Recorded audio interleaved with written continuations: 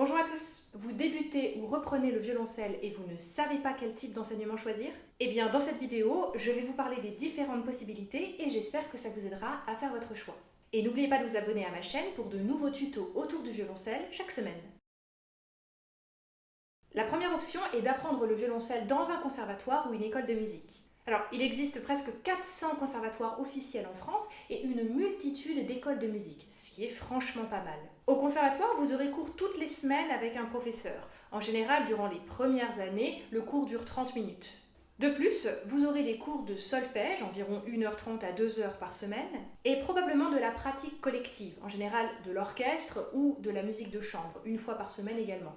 Et ça, c'est vraiment génial parce que la musique, évidemment, ça se partage. Donc c'est un programme très complet qui vous est proposé, et puis c'est pas forcément très cher parce que souvent les tarifs sont calculés en fonction de votre quotient familial. Cela dit, il y a quand même quelques contraintes à s'inscrire dans un conservatoire. Par exemple, vous aurez rarement le choix de votre jour et horaire de cours. Il faut donc être disponible et avoir un emploi du temps stable. D'autre part, si vous vous engagez dans tel orchestre ou dans tel cours de solfège, vous ne pourrez pas simplement venir quand ça vous chante. Vous ferez partie d'une grosse machine et ce n'est pas vraiment un enseignement à la carte. Cela dit, les écoles de musique non conventionnées proposent souvent un cadre moins strict. La deuxième option qui s'offre à vous si vous voulez apprendre le violoncelle, c'est de prendre des cours particuliers avec un professeur. Si vous souhaitez prendre des cours particuliers, la formule sera évidemment beaucoup plus flexible. Le jour, l'heure, le lieu, le tarif, tout cela sera à discuter directement avec votre professeur. Si vous ne prenez pas de cours de solfège à côté, vous devrez apprendre un peu sur le tas. C'est-à-dire que vous allez apprendre les notions de solfège à mesure que vous les rencontrerez sur votre partition. Parfois, les professeurs particuliers organisent des rencontres entre leurs élèves pour faire des ensembles de violoncelle, mais ce n'est pas du tout systématique.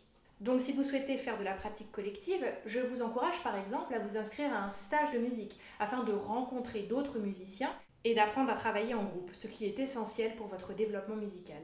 La troisième solution est celle d'apprendre le violoncelle en autodidacte. Alors, apprendre à maîtriser un instrument seul est clairement un défi. Est-ce que c'est possible ?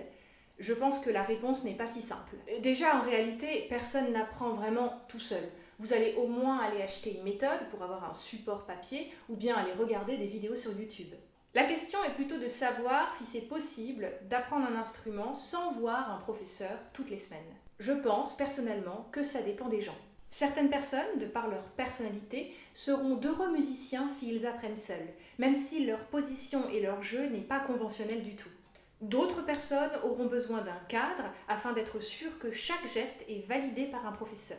Dans tous les cas, je pense sincèrement que, quelle que soit la raison pour laquelle vous ne pouvez ou vous ne voulez pas prendre de cours, il ne faut pas que ça vous empêche de jouer de la musique.